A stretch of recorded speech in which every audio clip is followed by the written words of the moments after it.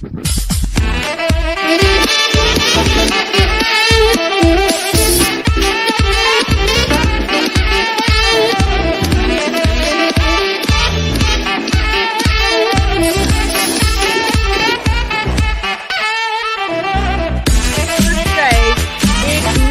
Show. Tonight we're doing a blast from the past. In fact, this past week, when the ladies of Bring Who You Are hosted the remarkable Kincaide. All right. Hey, how you doing? And welcome back to the show.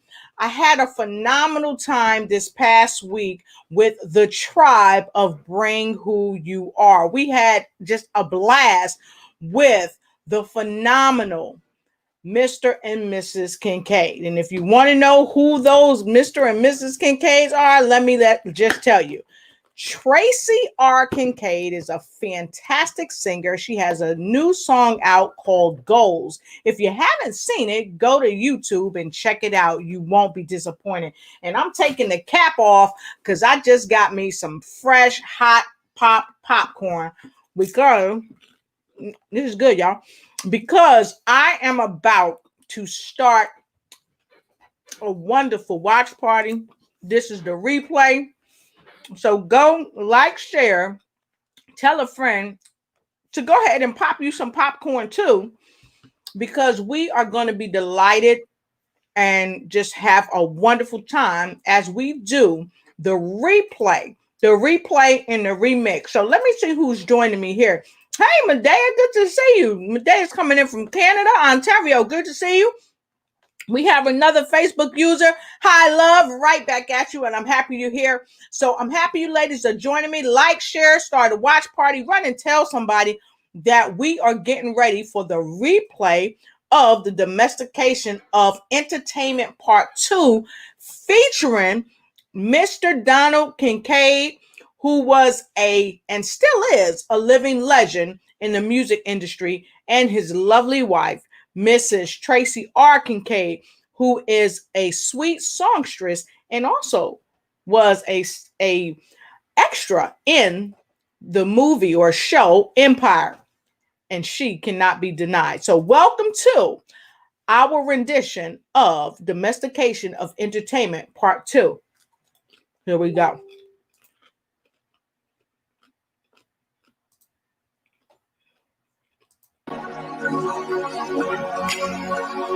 No matter where you are, no matter what you can bring who you are. It's time for you to show up as your authentic self.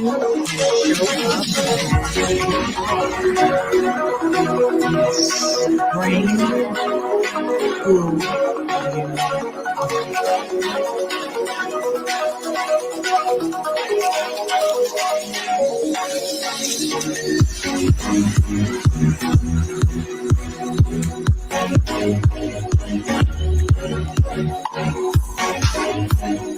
Bring who you are. Bring who you are. Bring who you are. Bring. Hello and welcome back to another Bring Who You Are, the Domestication of Entertainment 2. That's right. We said we was going to do it, and we're doing it today. Now, we came on, we had a little snafu with our computer, but guess what? Tenacity always wins the race. So today we have two awesome guests for you. Count them. One.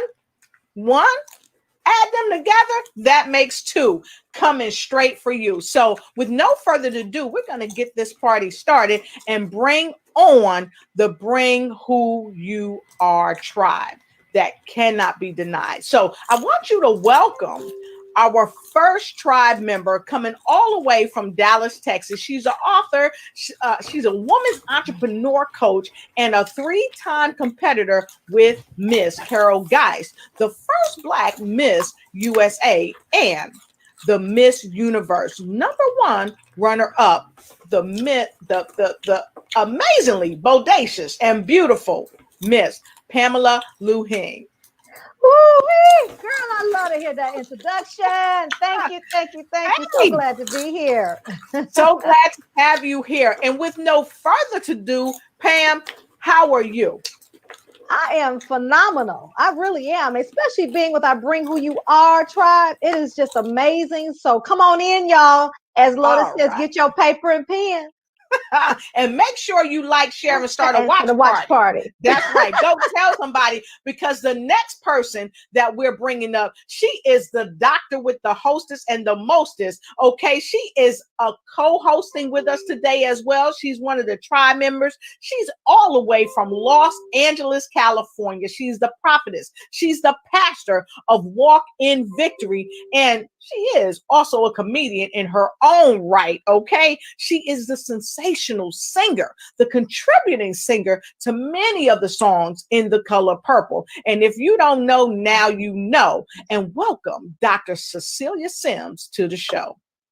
Hey, everybody. It is a blessing to be here today. We're going to have an awesome show, so hang around. Don't you go nowhere because you're going to miss it. We have an awesome guest today, and I'm just loving being with this group. I am so blessed today. Awesome, fantastic. So, man, we got to go all the way across the water and get the next sensational doctor. We want to make sure her mic is turned on when she come into place, because she's going to put some season in your face. So please welcome us, our other tribe member, coming all the way from Toronto, Canada, by way of Jamaica. She's an award-winning author, founder of Family Civility Institute, and she is an amazing speaker as well. So please welcome Dr. Rebecca Phillison Harper. Thank you so much. I love how you put on the accent every time. Yeah, man. Just being here on the show, no matter how your weeks can be, how the day can be, this tribe always puts a smile on my face and really is a divine just gift in my life. So thank you very much. And I just want to say that to all the women on the tribe and those watching, thank you. All right, you're welcome, and I'm happy you came on, because I was working that accent, so I was doing what I can do with what I have. So I tell you, I had the accent. I was cussing the platform. What go on with this man? Why can't they put them together? So listen, I had the accent, but I have someone else who has the poetry. So please join our other sister in the tribe, all the way from Richmond, Virginia. She is a dynamic poet. She is an inspirational speaker, and she loves walking in the forest, hugging the trees. That's what I said, hugging the trees, listening to none other than the birds and the bees. So welcome to us and to you, to this platform, our remarkable poet, the wonderful Jamija Jubilee. Hey, y'all doing today, honey? Hey, how you doing? All of us just take a breath and be grateful that we are alive. Yes. Right. We are alive today. It's a great day to be alive. Yes, it is. And Jamija, today you are on the hot box with everything you got. I know you're going to be talking to us about our upcoming guests, but you're going to get us started with what you do best. So let's make it happen. Let's make it happen, ladies. Y'all got to help me out with this now, y'all. All right. Okay. I want our viewers to know this. This is a poem that was written. It's going to be in Soul to Soul that I've co-authored with Martha High. She's doing the painting, and I'm doing the poetry. It's the last poem in the book. All right. And one of the things that we do as the women, I know when I was growing up, I was seen and not heard. Okay. Yes. And so what I did was I bought a journal at 16. I wrote my first poem at 16. Where have all the Christian folk gone? They show ain't home to no heavenly home. Now, to bring us forward in my life, the poem that I've created is about being empowered and being empowered. And I have been empowered. And I hope that you all will enjoy this. No need to crawl, walk, march to the rhythm of your drum. Because, baby, I got what it takes. I am dancing, skipping merrily and cheerfully in flow with the spirit and by God's grace. No longer shy and unassuming, docile, or keeping silent, saying ho, ho, ho, ho, hum. Bored, stuck, and rigid, all covered in my own stuff and blaming you for dumping your stuff on me and creating all my misery. I got a fire in my belly, y'all. I'm living in an empowered place. I got a fire in my belly, y'all, and I'm living from an empowered place. No longer do I lie, deceive, or cheat, or undermine, or manipulate either those who I perceive that are less than me because of this caste system that we live in, that was set up to annihilate us and keep us in our place so that they could feel superior because the blackness of my skin offended them. And then I was not a member of the human race. I got a fire in my belly, y'all. And I'm living from an empowered place. I got a fire in my belly, y'all, and I'm living from an empowered place. No longer do I listen to he say, she say, or they say either. Those who pass along gossip and criticize to defame and destroy and defeat others. Gotta watch them, y'all, because what they do, they don't know that they reap what they sow with. They reap what they sow, what they say with their mouth. And what comes out of their mouth is really a reflection of them. Because I heard somebody say a long time ago, you spotted, you got it. Got a fire in my belly, y'all. And I'm living from an empowered place. No longer do I have to marry every Tom, Dick, and Harry either. That give me a name or fix me and change me. Or I have to change them and give them because they are emotionally unavailable. Or neediness is their only claim to fame. Once again, I allow them men to drive me insane. Got a fire in my belly, y'all.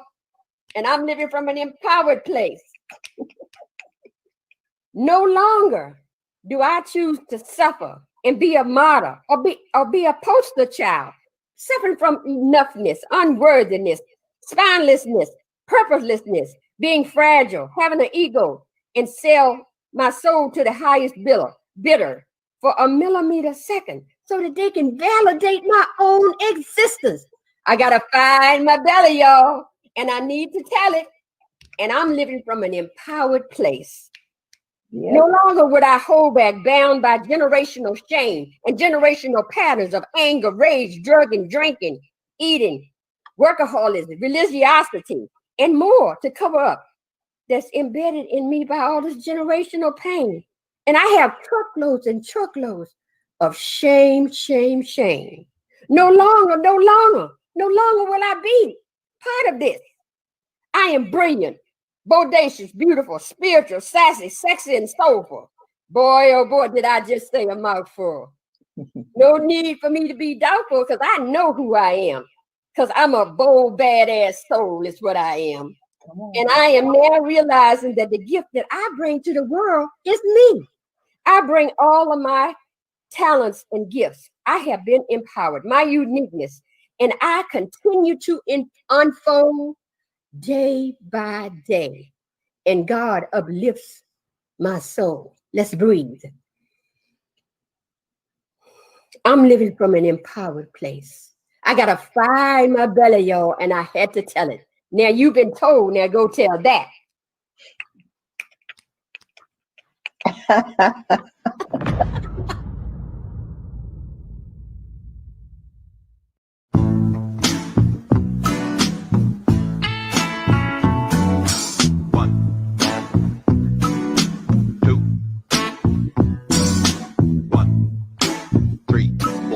Tries to please herself too much, and I said, baby, why be this way? Ooh, ooh.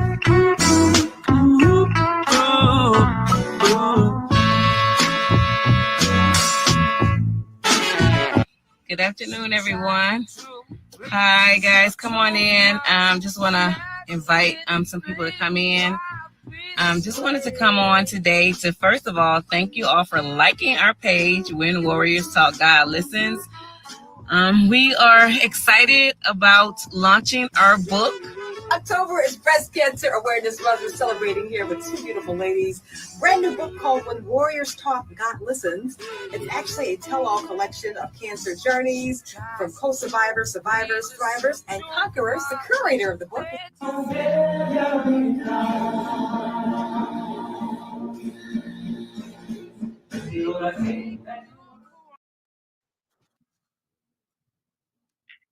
That was amazing. That was amazing, Jamija. Oh my gosh. You got a fire in the belly. Gotta tell it. I love it. I love it. So what we're going to do now, we have, you played that nice promo to introduce the guests that are coming up. I call them the dynamic duo because you have to have a partner in order for you to bring out your creativity, someone that understands you being creative and they being creative. So together they are talented and they are dynamic and they truly are gifted because they bring things to where they are. And one of the things that we have to remember, we talk about voice. All of us have to find our voice. So these two have found a voice together and they're harmonizing. They're harmonizing and bringing their talents. We want to first introduce Tracy Kincaide. She's a songwriter. She's an author and a singer and an actress and a model. She's a recording artist too. And you know what else she has done? She appeared in Empire, which is one of my favorite shows. I watched every episode of Empire, y'all. And the thing that I want to say about Tracy, what I learned being in her presence, she has a giving heart. She wholeheartedly works with her nonprofit to bring all the love that she has so that she can help other people know that love and become the wonderful human beings that God created them to be. So welcome to our show, Tracy. Thank you. Hi, everybody. Good to see you. Going on with my camera. Can you guys hear me? Yes, we can hear you. Awesome. We can hear you. Loving this energy here. Thanks for having me on the show. Yeah, we're super happy to have you on the show. Yeah, and we got to introduce the other part of this dynamic duo, this dazzling, tremendously fine people that work together with their creativity so that it can blossom and they can flourish. She wouldn't be anything without her partner, the big D, none other than Donald Kincaide. We want to welcome. He's a I have to tell you what I was most impressed about you with Mr. Kincaide. You can tell you what I'm most impressed about you is that you have courage. It has taken courage. When I read through your bio and all the things that you have done and people you've hung around with, you hung around with some people, okay? And because you are so talented, we know that you started at 5 years old. We know that you started playing the guitar at 10. We know that you made your first recording at 15. Can I say? Do I need to say anymore? You were gifted and talented. You had your voice when you were young. We also know that you've been associated with B.B. King, Bobby Bland, and my favorite, Jay Blackfoot. Okay, all of those people you have made your mark. And also, I tell you, I just was so when I saw the Irresistible Truth Blues Band. Man, I like the name of that band. Okay, that you formed that in 1986. So we are just grateful to have you as a part of this dynamic duo, Mr. Kincaide. Welcome. Good to be here. Yes. So in getting us started here, you don't bring who you are. We believe in coming as we are to bring who we are so we can be who we are. And one of the questions that I want to ask, and I want to start with Tracy, this question is for both of you all. How did you come to know that you had a voice? How did you come to know that that was the vehicle which God had given you to bring your gifts and talents to the world? We want to start with Tracy. Tracy, would you mind answering that question for us, please? Okay, I think Tracy is having a little bit of computer problems, but I think she's back. Let's see. Yep, there she is. All right, Tracy. Did you hear the question, Tracy, or do I need to repeat the question? Looks would like you her please screen is repeat the frozen. question? So while she's getting her technical difficulties, we're gonna go right on over to the other part of this dynamic duo and ask Mr. Kincaide to tell us how he came to know his voice.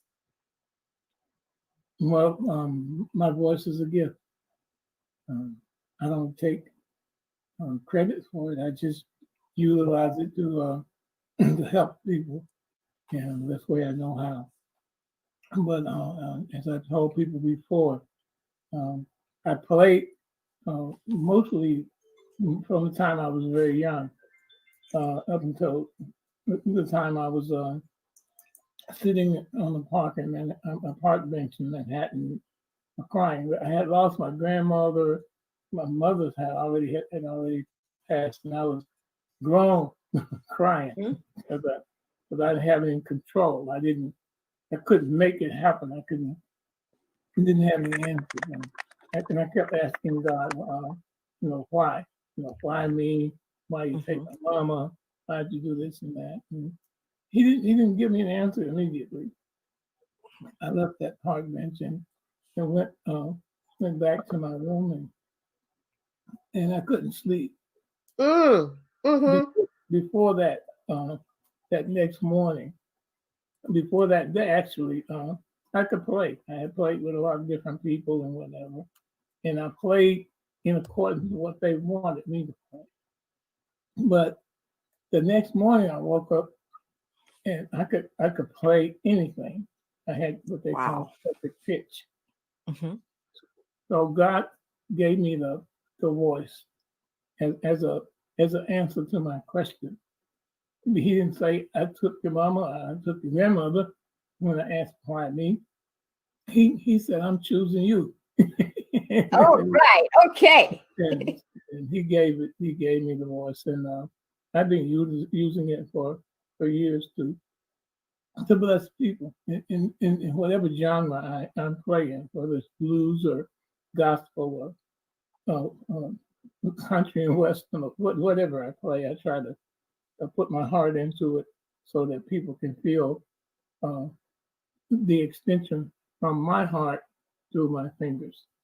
Well, you're working from a good place and you work from your heart. You're working from the best place, not from your head. That's where God resides. It's inside your heart. So, Tracy, tell us how you came to own your voice.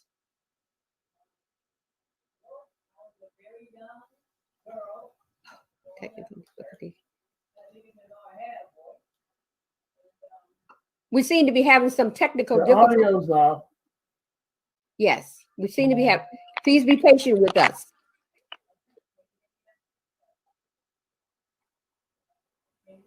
Can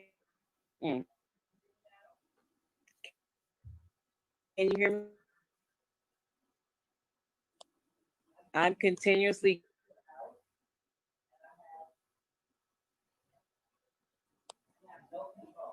no control. Oh, I'm gonna join my husband's screen.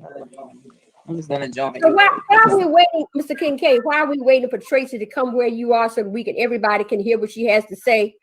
One question that I always ask anybody that sung gospel and then they went to rhythm and blues or rock and roll.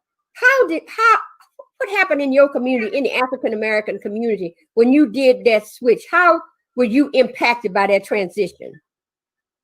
Well, there's a considerable amount of misunderstanding and resentment that you have to deal with when you switch. As you can tell with Sam Cooke and Al Green and Little Richard and all the people who have actually switched over. Everything that we do has a purpose, because a lot of our people don't understand the nature of what's being done in the art in the first place. And so the people who want you to be in gospel want you to be in gospel because they feel like, God placed you in gospel and you can't play anything else but gospel. My father was a minister. He had fits about me deciding I was going to play something else. But invariably I had to decide for myself where I was comfortable and where my voice could best speak to people. Because what I did decide is that you can sing in the church and reach the people there, but you can reach more people who need to be reached singing in clubs if you really have a good heart. And so it's not the getting out there trying to deliver the wrong message that God wants us to do anyway. He wants us to take what he gives us and reach those people who need to be reached. And that's what I've done. I've gone to clubs and done Amazing Grace. Amazing Grace, yes. In the club. Amazing Grace. Yes, really.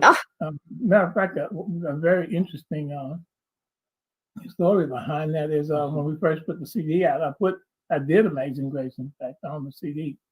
And we were in a club in Greenwood, and this gentleman came up after we finished the show, and I hadn't done the Amazing Grace thing, but they had been listening to the CD and playing it on the radio, and he came up and said, "You didn't do my song." And I looked at him and I said, "What is your song?" Because we were wrapping up, getting ready to leave the stage, and he said, "Amazing Grace." Oh, wow. Wow. So now, look, we're in a bar. This is a club where they're drinking and everything. And so it immediately touched me in my spirit that he would want to hear me sing that. And most people would have thought it was a joke, but it wasn't. I told him, okay. So we strapped back up and played that song. But God did not want me to play that song just for him. The lady that had been serving drinks behind the bar all night was the one that got slain in the spirit in the club. Okay. So you have such interesting stories, but I want to hear from Tracy. I want to hear something from her. We've had some technical difficulties, Tracy, but we want to hear from you. How did you know, how did you get your voice? How did you claim your voice? And how did God use it? How did you come to know that you had to bring it to the world? We want to hear what you have to say. Okay. Can you see me? Can you guys see me? Partially. I'm trying to see. Okay. Now. Okay. Awesome. Okay. Well, let's get back to it. Okay. I was just a little girl growing up in church, as I've said before.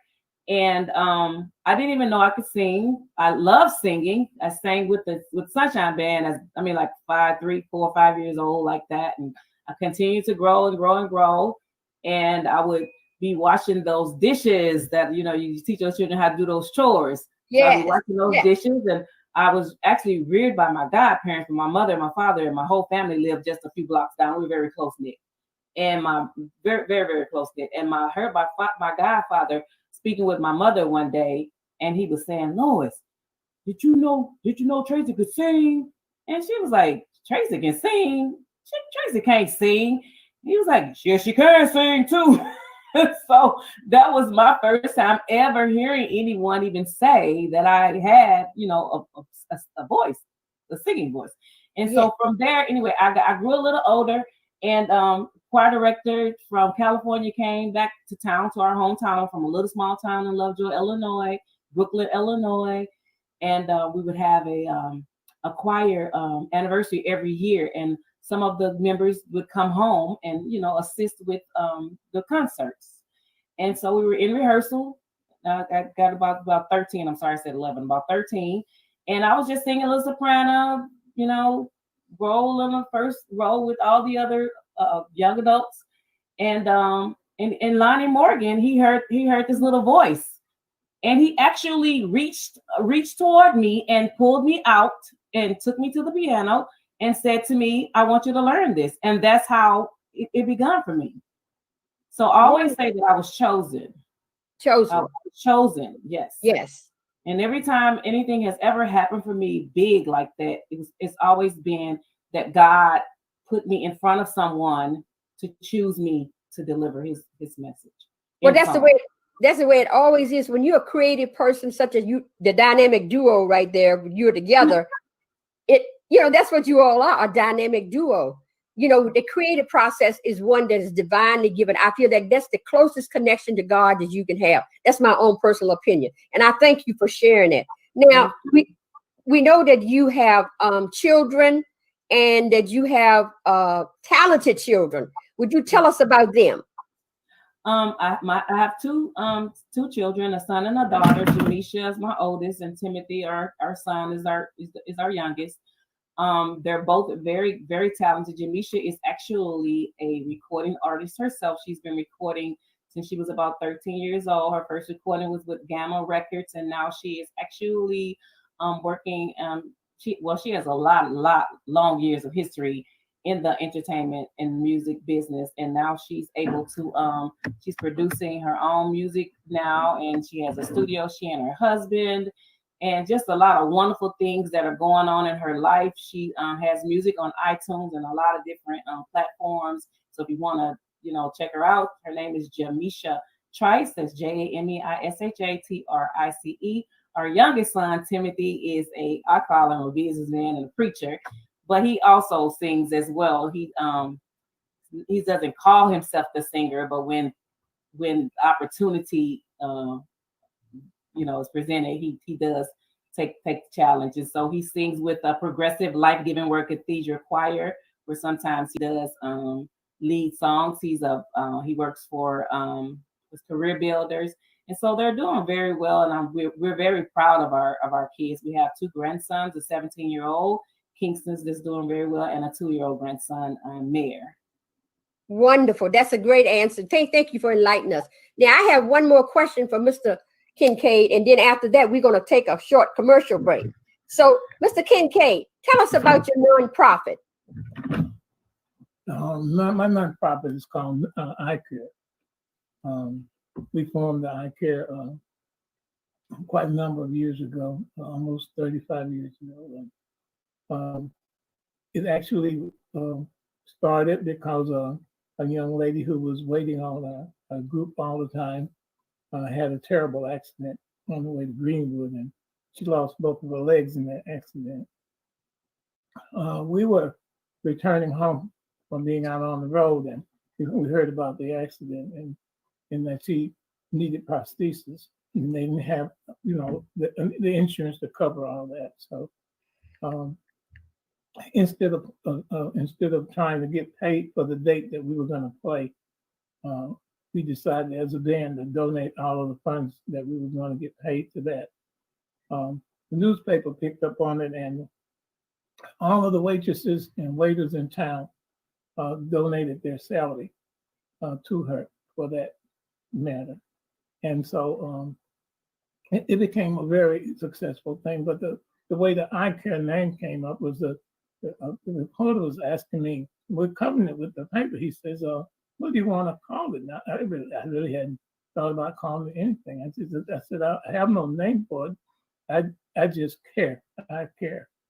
And that's how the name got started. So we operate in a number of states now, feeding people who are homeless, giving blankets and doing a multiplicity of different things for people who are less fortunate. Wonderful. That is so fantastic. You are still the dynamic duo. This is the dynamic duo functioning together, doing all these great things for the community. Now we're going to take a short break and we'll be right back.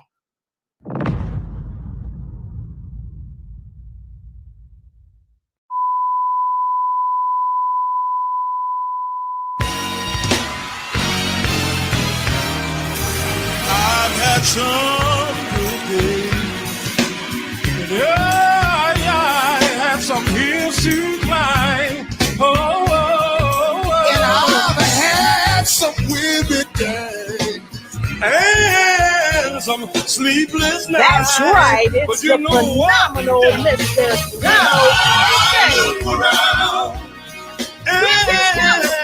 I think thankful. Oh, yeah. You know what I said?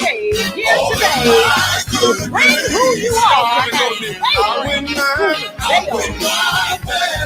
And I won't complain. Yeah. Oh, yeah. I won't complain. complain. Oh, no, no, no, no, no. I won't complain. How many of y'all won't complain tonight? Put your hand together. I won't complain. Sometimes the clouds hang low. I can only see the road. And welcome back to Bring Who You Are. And we have the phenomenal dynamic duo here. And I know that our panel has some question for you. So we're going to ask Dr. Rebecca, don't you have a question for these dynamic people? I do. I just can't believe you say everything in your life is God driven, and even your non-profit I Care was. I mean, you're just phenomenal dynamic duo. Um, my question was actually for Mrs. Kincaide. You're both such an inspiration, and you believe in living your life from an empowered place, and you extend that empoweredness to others through your foundation and through your music. But of course, we are celebrating you as a 10-year breast cancer survivor, and at the beginning we saw that you do a lot of work for cancer research. How did this impact your life, going through such a event of Let me turn the survival? camera. I'm grateful for my journey. I'm grateful for the opportunities God has given me to be able to give back from all of my experiences within the last, well, now 11 years. I wanted to do something. I didn't know exactly what it was. I was in a really broken place during the first 5 years of my cancer journey. My daughter looked at me and she was not pleased with what she saw and who she saw. She didn't see her mom. She was like, who is this person? And I was like, I had to find a new norm, but I didn't realize that I was in search of my old self for so long. I didn't know that I had to find this new norm. And once I came into the knowledge that I had to accept where I was in my journey, and that I had to continue to live, or did I want to continue to live, and what was the quality of life I wanted to live, that's when I was able to take back and to come into control of who I wanted to be and what and my destiny. And so I actually joined, finally, after 4.5 years of doing it alone, I finally joined a support group of women called the Tasha Joyner Foundation. Right. These were that were empowered and just empowering women, inspiring women, encouraging women to be your best self. And that's when the day when I was able to look in the mirror and say, hey, my hair does not define me. Cancer is not going to define me, but how am I going to take this and make something positive out of it? And so I've been reading this book about energy and what you attract to. Yes. And I am a very spiritual woman, and you hear these scriptures over and over. What the man think it's, so it's he. It's really a true thing. We do have magnetic energy, and the things that we think that are in our minds, that is what we attract.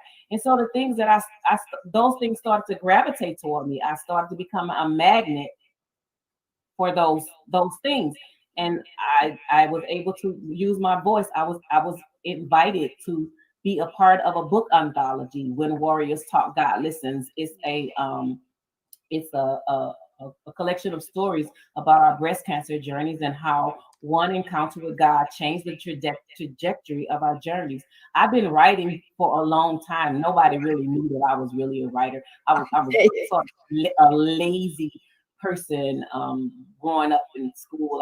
I didn't like to write, but I had a gift, and it was told to me, it was prophesied to me very young that I had the gift of writing. I thought it was a joke. I was like, he could not be talking about me, because I don't like to write anything, but the gift was there. And so anyways, I had been writing songs for years, and I had been singing the melody on my own. And I decided, well, maybe it's time for me to do something with this gift. And so I went.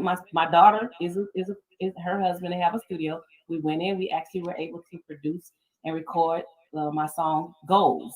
And so I want to lead. The takeaway from that is not to ever give up on your goals, because God sees you He sees your future even if you can't see it. You are destined to win. You just have to believe. And so And I just well, celebrate I have a every lot. I journey, mean, though. just a lot. A lot of things came out of my journey. My family and I, we started our own non-for-profit organization, Forever Hope Agency. You can go visit our website, Forever Hope Agency. It is a non-for-profit organization. Our mission is to meet the human needs of individuals in underserved communities. And so it's just a lot. It's so much that we can give back, into society, and encouraging women to go have those breast screenings, to not to give up, that every day is October. It's not just when the month of October comes around. My story is very, very deep because I knew that I had the lump, and it's something that I'm not proud to share, but I must share because I know that I'm not the only woman that have discovered a lump in their breast. I waited a while. I may have been able to not have to have the chemotherapy or the radical treatment that I had to have had I gone at an earlier stage. And so I encourage women not to wait, to go get screened, to not to give up, and just to be the best you that you can be. That is awesome. Pam, I know you got a question there, hon. I tell you what, Mr. and Mrs. Kincaide, I am truly, truly enjoying both of you and Mrs. Kincaide. Oh my goodness. I'm just overwhelmed with what you poured into us today and your strength. So many women needed to hear that today. So many. So thank you for your strength. So you've done a lot of phenomenal things, your book, I mean, just life itself, your nonprofit organizations. I know you got some other projects on the horizon, right? You and Mr. Kincaide, I'm sure, right? So, please, like I said, I was share with actually us. blessed to be a part of the book anthology, where I am a contributing author with 2 chapters in the book, and I'm really grateful for that. But God has also blessed me to, I believe I'm almost complete. I thought I was finished right at the beginning of COVID, but then it took another turn. So I'm actually writing my own personal book, and so I hope to be able to get that book published and out to the public soon. Also, I've been exploring. I, as a young girl, again, growing up, I was an actress in school, in grade school, all the way up to graduating high school, and but I never pursued a career in acting. But it's really a great passion of mine, and so last year, actually, maybe year before last, I started to revisit that part of the gift that God has placed inside of me, and I'm hoping to be able to possibly land some major roles. I've done some work like we talked about earlier with Empire, through 4-star casting, but I've also had some other opportunities. So you guys just keep me in your prayers if things go well. We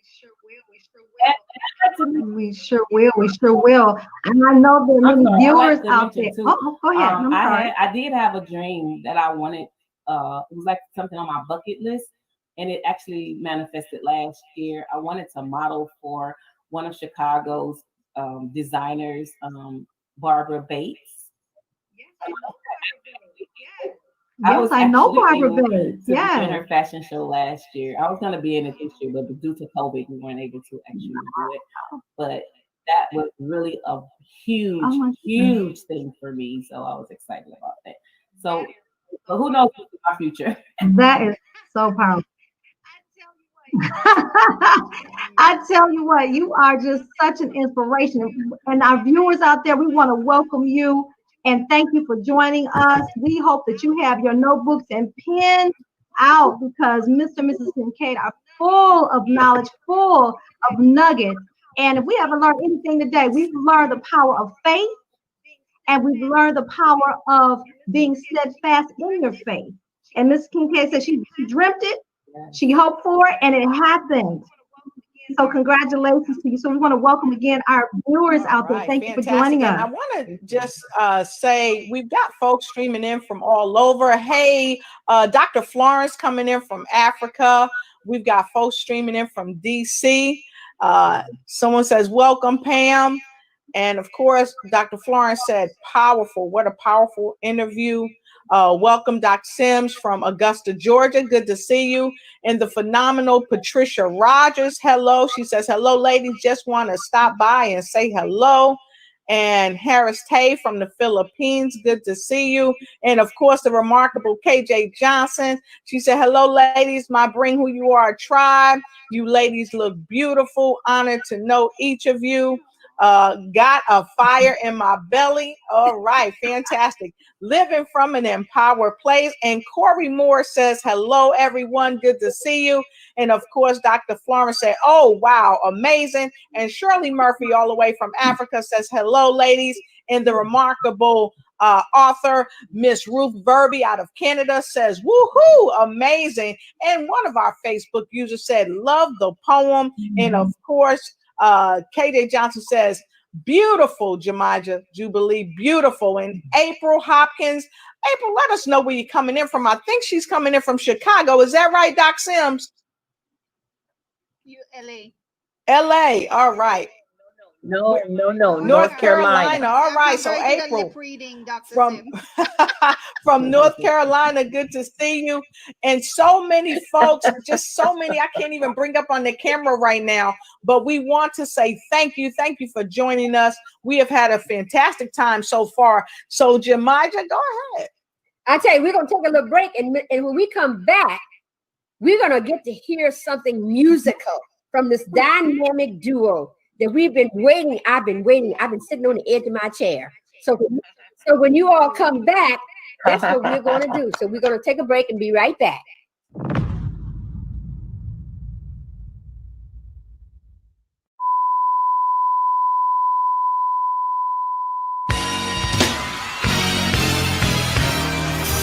I've had some good days. Yeah, I had some hills to climb. Super blessed to have the remarkable Mr. Donald Kincaide and the singing sensation and but you know what? This is what Florence Kincaide on the show today. And this is a good day. I think Every day is a great day as you pray who you all are. of my good days. Y'all come and go with me. I'll win my bad days. And I won't complain. Yeah. Oh, yeah. I won't complain. Oh, no. I won't complain. How many of y'all won't complain tonight? Put your hand together. I won't complain. Sometimes the clouds hang low. I can only see the road. And welcome back to Bring Who You Are, where we're going to get some ice and put on this cake. You know, I'm a Southern girl and used to cooking. And my mama used to ice the cake that made the cake taste so much more delicious. So we're going to ask you to bring us one of your songs so that we can just sit back and breathe and listen to the musical talents of this dynamic duo. And we're going to make some room. All right. So we're going to move over. So we're going to move over just a little bit, you all, so we can make some room for this dynamic duo.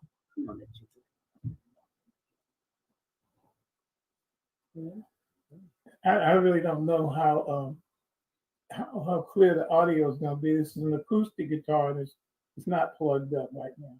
Okay.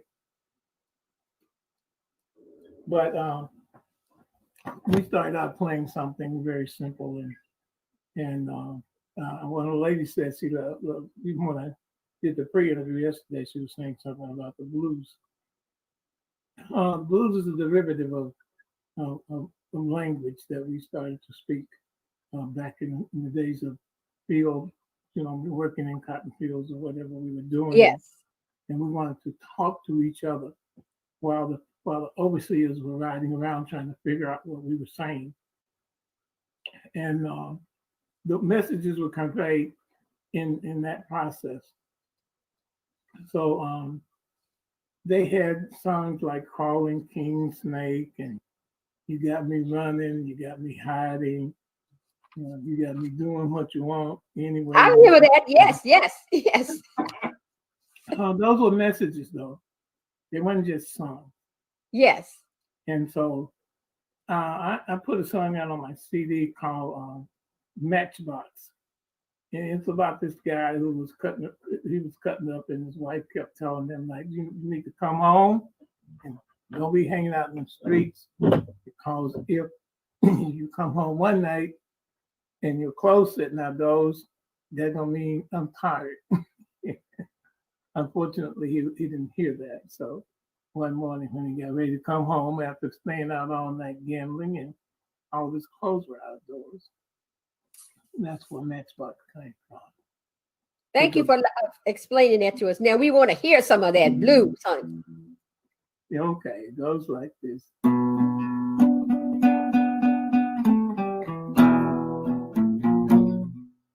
Now they're wondering, will a matchbox hold my clothes?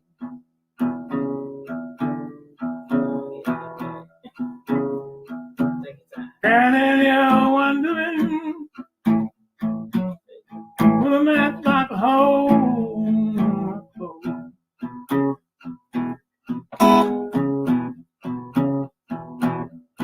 My woman done got mad with me. She done rolled my clothes out though.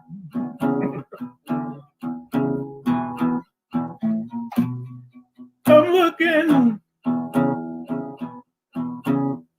to see my woman coming down the street.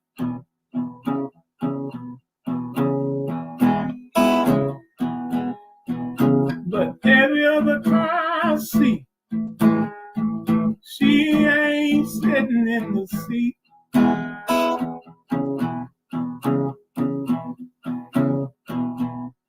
So I'm standing here wondering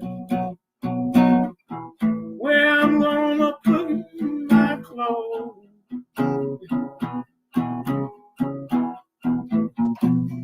She said, I told you once, I told you twice, hanging out all night long, sure ain't nice. Standing here wondering, when a man clock hold my clothes.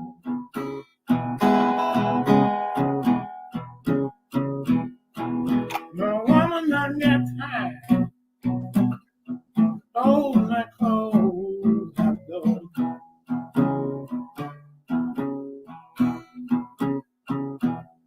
I was listening to the weather report. You know what I found out? The man said it was gonna be below zero outside. And then you're wondering, when a man like, oh my God.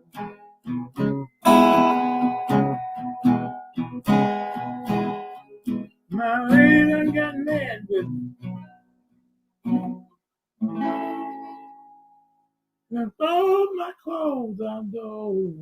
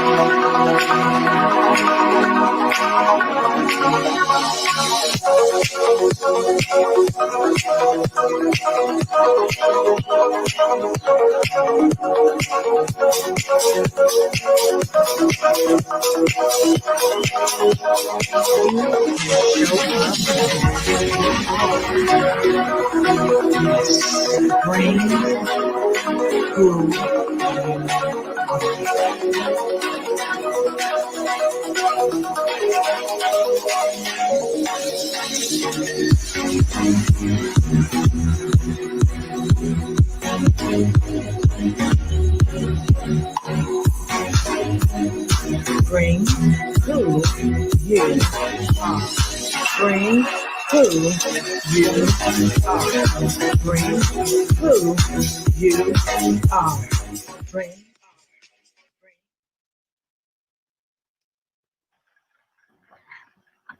Wow. Wow. That was amazing. That was awesome. That Awesome. was totally awesome. So amazing. Yes. Yes. Even after COVID, you are still able to play and sing. That's phenomenal. And then So this I know question that we have some other after questions all that Judge and Lotus, you have a question, and Dr. Seals, would you go ahead on now and just, ooh, I hear this echo, and ask the question. Yes, thank you. Thank you so much. You both are in different diverse music genres, Mr. Kincaide and rhythm and blues, and Mrs. Kincaide and gospel. Have you ever found this to be a conflict? No, No, never. actually, one complements the other.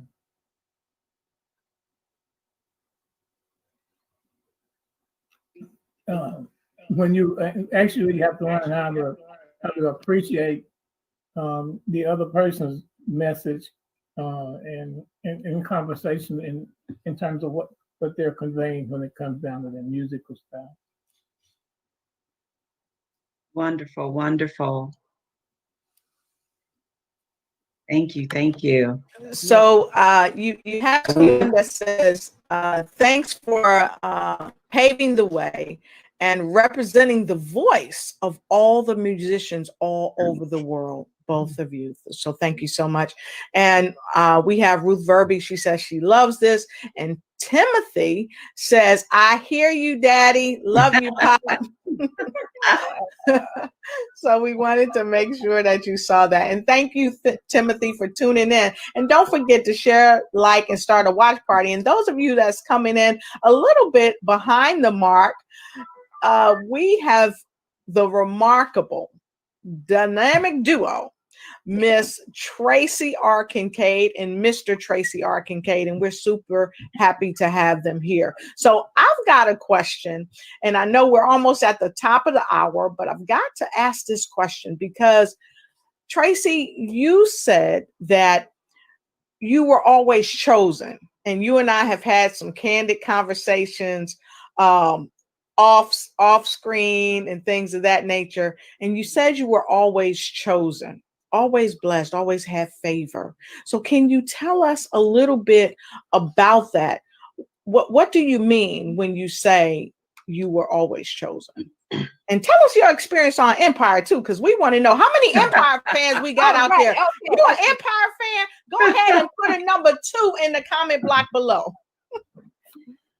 Well, Lotus, I say that because I've never been a competitive type of person. I've always just seemingly been in the right place at the right time. And even as when I always have to go back to being a little girl, because at the age of 5 at kindergarten, it was like the teachers saw something in me as a little child, and they picked me to be in like every production that there ever was, seemed like at Lovejoy School. And it wasn't something that I chose for myself. They saw some type of potential, and I was able to follow instructions well. And so for years, I just followed the instruction.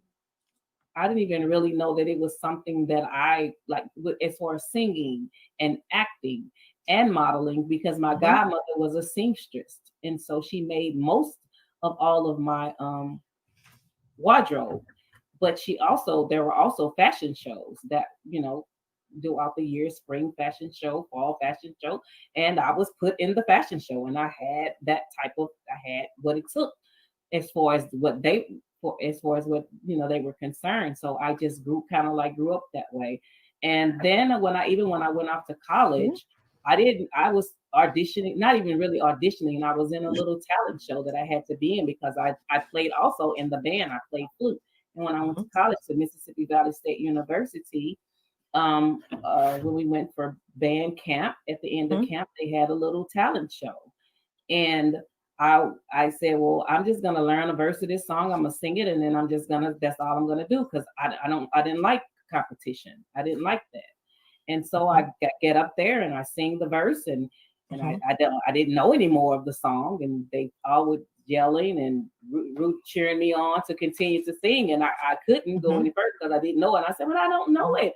And from there, the director of the assistant director, corrected, of the band took that entire song and composed it for the band, and I was just a freshman. Wow. And they composed for the band, and the next thing I know, I was singing for my freshman home year, what's called it? Homecoming. I was singing for homecoming as a freshman, and I was traveling with the band. I was in the band and traveling with the football team. They were touring, and so when we would go to different states and different schools, the band would perform the song. I didn't ask for that. That just kind of like dropped in my lap. I didn't ask for that. I was given a co-host position on a talk show. I didn't ask for that. It was given to me. So I don't know. It just kind of happens like that. Awesome. Awesome. As far as the Empire, the acting thing, that was something that I wanted to pursue because acting was something that I actually did enjoy.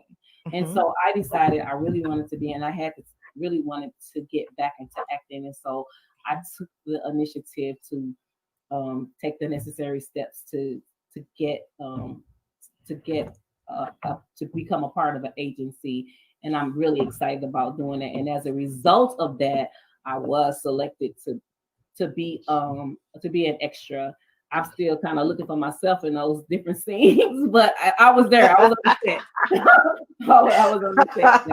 I was there for hours and hours and hours. I'm really excited because I feel like I was really a part of history because I was actually at the finale of the last show. Oh, wow. Yes. That was major. I don't even care if I didn't get on the screen. Just being there amongst the greats was really an eye-opening experience for me. Nice. Yeah, it was amazing. And I remember because you and I had talked and I said, "You're going to be on what?" And she was like, "Yeah, I'm going to be an extra on Empire." I was like, "Empire what? Empire the show?" She was like, "Yes, Empire the show." And she took me and she showed me where, and it was amazing. So thank you for sharing that, Tracy, because I know you kind of somewhat of a private person, but you talked about order, having everything in order. So I'm gonna kick right over to order with Dr. Sims because she got a question for you. You know, the whole series of the show is domestication of religion and various areas in our life. And we're talking about domestication of entertainment. And I know that there have been some problematic areas in the entertainment field, especially back in the day. So I want to address this question with both of you, or maybe Mr. Kincaide, based on the racism that we suffer in America, yet still, but back in the day it was a little worse than it is today because things have gotten better. How did it impact you regarding the rights and the royalties to your music? Well, first of all, it made me prepare myself a lot better in the areas of reading and writing and understanding the laws and following protocol when it came down to asking for my masters and so on and so forth. When I went to the studios, a lot of people were not able to do that. Most of the early artists wind up being signed by somebody who had some money that they wanted to discover them after they had been singing like 50 years. And of course, that was the call to order. And they were comfortable doing that. That's how Columbia and RCA and all of the big companies wind up being the recording giants. They wind up being. They took music. They took our music and made songs with them. And we didn't have any right to tell them that those were our songs because they just took them. And we didn't have any writing to prove, even if we went to court, we didn't have any money to pay lawyers or anything because, it was just very difficult. And of course, the whole thing about the entertainment back then was we would go to places and play for predominantly white audiences and wouldn't be able to live in a hotel in that town because they didn't admit Black people. It's like what they call a chitlin circuit early. Yeah, chitlin circuit. Yep. So when you start listening at Ma Rainey and all of the people who put out blues songs back in the day, when just all you do is flip the page and go over to Elvis and all of the other artists like that. I was talking to a young man who was telling me about Motley Crue and how tough the Motley Crue and Slash was and the lead player. And I said, well, listen to Slash's notes. He said, well, what about them? I said, they're all blues licks that he took from somebody. Right. Yes. And I said, if you didn't understand that, I said, I know you don't understand because first of all, you have no inkling of what the blues is all about in the first place. So you think it's Slash music. And that's for your generation. That's cool. But if you go back and listen at the history, then you'll understand the fullness of the language and what it's all about. So when it came down to the copyrights and all of those things, it's been a very difficult journey. A lot better now, though, because just about every other house has a studio in it. And so right. Yes. right. And so you don't have to wait on somebody to come and discover you and give you a chance to record. You don't have to. You can Google patents and copyrights, and it'll give you a template to fill in, and you can fill it out. They have the poor man's copyright where you get your yes, and mail it to yourself. Mail it back to yourself. Yes. And so there are a lot of things that we can do now that we were not able to do before, and therefore the field is much more lucrative for us right now than the government did before. Awesome. Wonderful. I'm so glad things have changed. I'm really glad things have changed. Well, that's slowly. I mean, because every time you make forward progress, you can look for somebody to come in and try to pull it back to where it was. That's the way it's going with the national office and the president's office right now. They want it to be back like it was in the happy days in the 50s and whatever. It's never going to be like that anymore because people are wiser and they're not going for the same thing anymore. Yeah. And just a quick, Ruth Verby says, I'm so very sorry that you have experienced the crime of racism. May God bless you richly. Yes. Well, it's a badge that we wear because we didn't experience it just for us. We experienced it for every person of color. Agreed. Yeah. Everyone. In spite of what people say in terms of the divisions they try to create between us and all of that, we still represent. When we stand up, people don't see us as being this kind of black person or this kind of Indian or this kind of whatever. They see all people of color as being inferior. Yes. Yes. And and I think that through what you went through years ago, that's not going to, and I think I heard you say that's not going to fly today because we're so much more educated as to what we can and cannot do. And I really appreciate your answer, and it's an enlightenment because people want to paint this big picture of roses, and it wasn't like that back in the day. So now we have the voice. They know where this music is coming from. So it's kind of hard for them to steal it from us now. Of course it will be, because now we have a means of taking pictures with a camera and having evidence. And sending that evidence to somebody else who can share it with somebody else who can share it with somebody else. Right. Yes. Amen. And social media is making it go viral automatically anyway. So it's going to come directly to you. If you put something on social media, you're going to be equating with that music. So it's just hands down.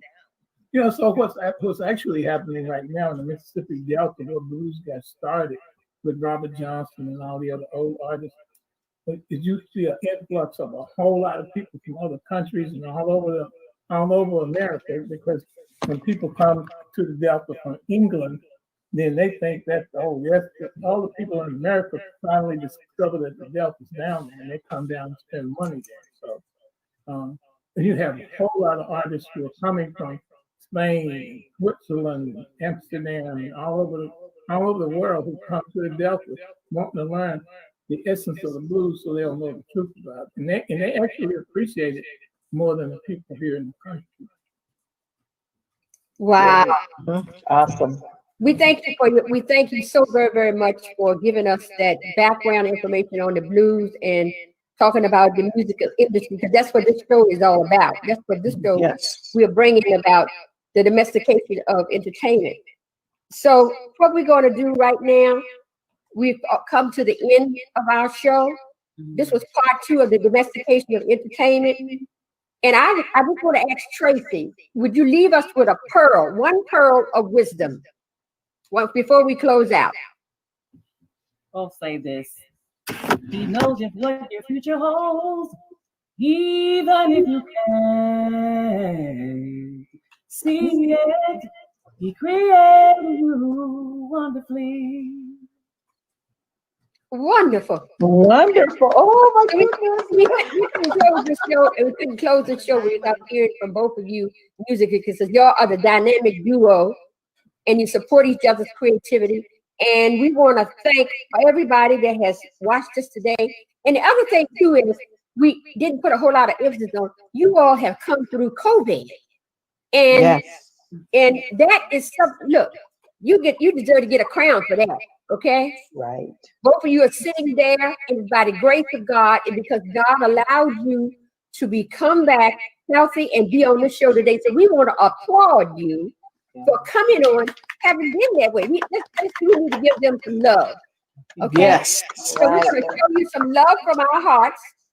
We show you the love, and we're going to send out more healing and more light to you so that you can continue to heal and to grow as the dynamic duo. All right? We thank you. We bow to you, and we thank you.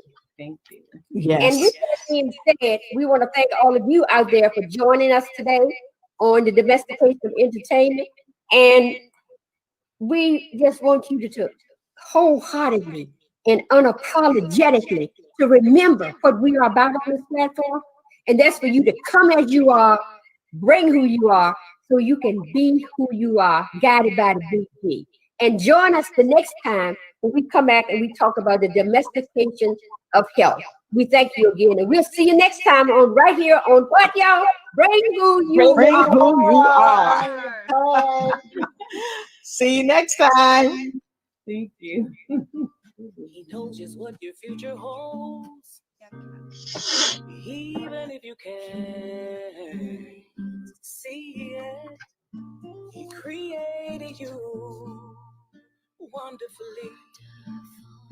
And no matter what you're feeling, no matter what they say, he created you to be what you're becoming today. So don't give up on your goal. God will complete what he started in you. 'Cause you were destined to win, and there is no failure in God. Lord, I take you at your word, even if I can't trace you. You have never left my side.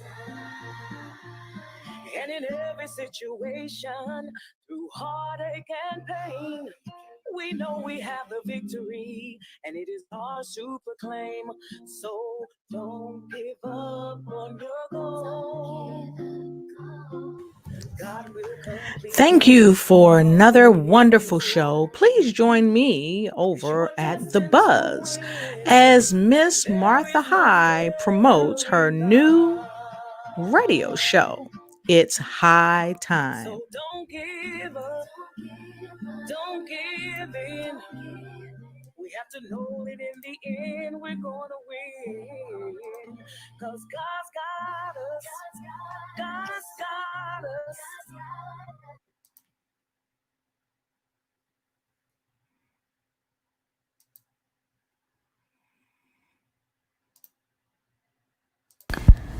Hi, Hi, you know, many people are looking for ways to enhance their business and expand their reach on social media.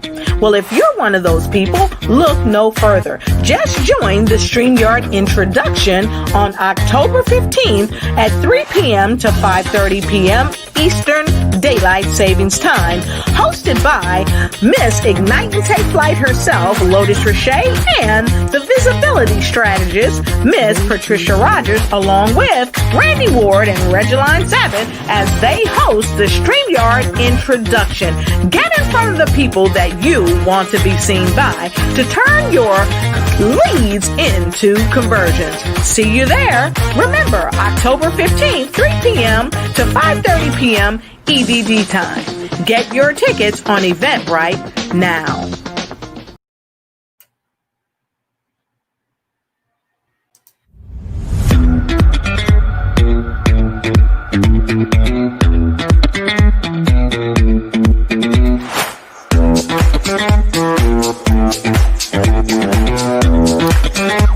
Come on over and join me at the studio W.Buzz with the remarkable goddess of soul, Miss Martha High, as she debuts her new radio show. It's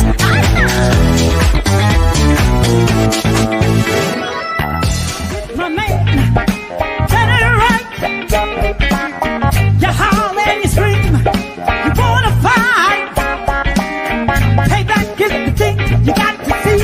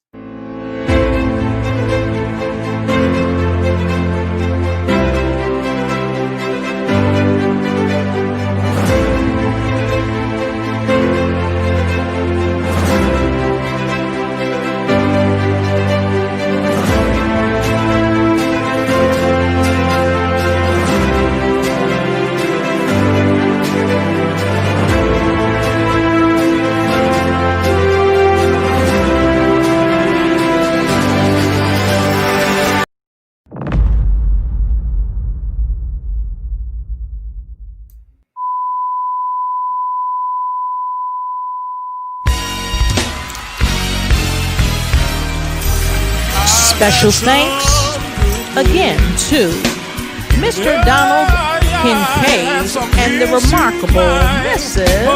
Tracy R. Kincaide for being a guest on the replay of Domestication of Entertainment Part 2.